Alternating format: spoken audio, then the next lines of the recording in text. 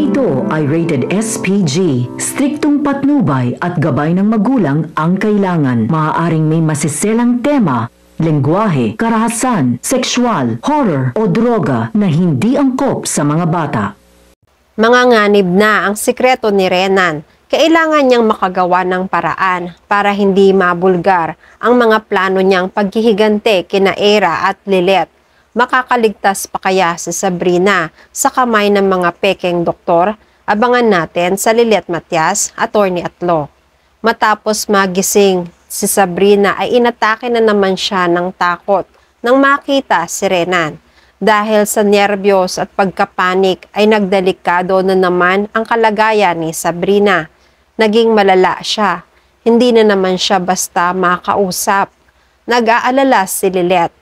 Malakas ang hinala nila ni Kurt na posibleng may kinalaman si Renan sa pagkakaaksidente ni Sabrina.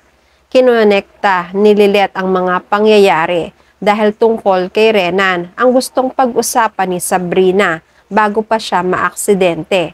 May mga bagay na gustong isiwalat si Sabrina laban kay Renan at hindi imposible na dahil sa mga isisiwalat na ito ni Sabrina ay pagtatangkaan ni Renan ang buhay niya. Nang magkita ulit sina Renan at Lilith kasama sina Era at Kurt, nagagalit si Era kay Lilith dahil sa mga espekulasyon ni Lilith laban kay Renan. Dahil para kay Era, nasisisi ni Lilith si Renan sa aksidenteng nangyari kay Sabrina. Iniiwasan ni Lilith na magkasagutan pa sila ni Era, kaya pinagbalingan niya si Renan. Hinamon ni Lilith si Renan na bakit hindi na lang si Renan mismo ang magsabi ng mga gustong sabihin ni Sabrina sa kanya. Tutal, yun naman ang pakay ni Sabrina kay Lilith kung bakit gusto nitong makipagkita sa kanya. Nakakunot ang noo ni Renan. Hindi naman makapaniwala si Era sa mga sinasabi ni Lilith. Nagiging palaisipan na rin kay Era kung ano ba talaga ang gustong sabihin ni Sabrina kay Lilith bago pa ito maaksidente. Naghihintay rin si Kurt sa mga posibleng isasagot ni Renan. Nang maiwan si Renan at Era, hindi mapalagay si Era sa mga iniwang salita ni Lilith kay Renan. Kasi bakit ganun na lang ang tono ng pananalita ni Lilith kay Renan?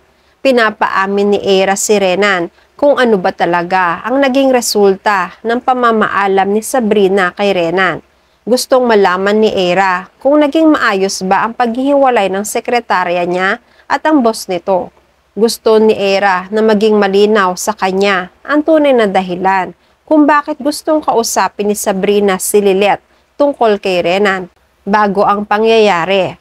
Para sa ganun ay alam ni Era kung paano niya ipagtatanggol ang nobyo kay Lilith at hindi yung pinagbibintangan ni Lilith si Renan ng mga maling espekulasyon. Dahil sa palagay ni Era, tama si Lilith. Naging aktibo ang pagiging matatakutin at nerbiyos ni Sabrina nung makita si Renan na naging sanhi ng pagiging malubha na naman nito. Bakit ganun na lang ang reaksyon ni Sabrina nung makita si Renan? May kailangan bang malaman si Era?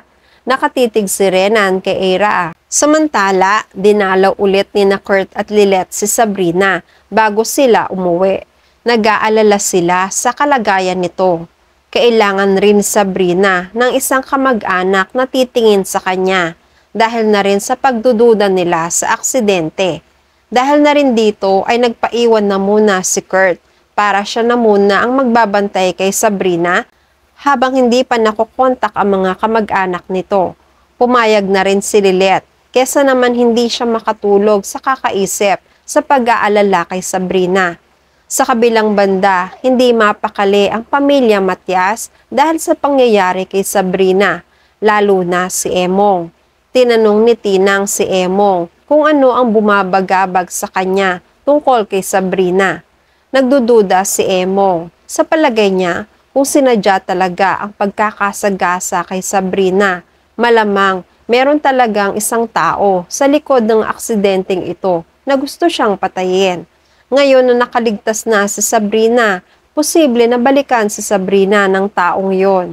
Nangangamba si Emong na may tatapos kay Sabrina sa sinimulan ng taong yon. Kung hindi man siya, ay maaaring iutos niya ito sa iba. Nakatitig sina Tinang at iba pang pamilya Matias. Kinontra na lang nila ang pagdududa ni Emong dahil para sa kanila, nakakakilabot naman ang ganitong klase ng pangyayari. Hindi na lang kumibo pa si Emong. Sa kabilang banda, hindi nga nagkamali si Emong. Sa hinala niya, tinawagan ni Renan ang mga tauhan nila. Inutusan niya sina Vivian, Paco at Melard na tapusin na si Sabrina.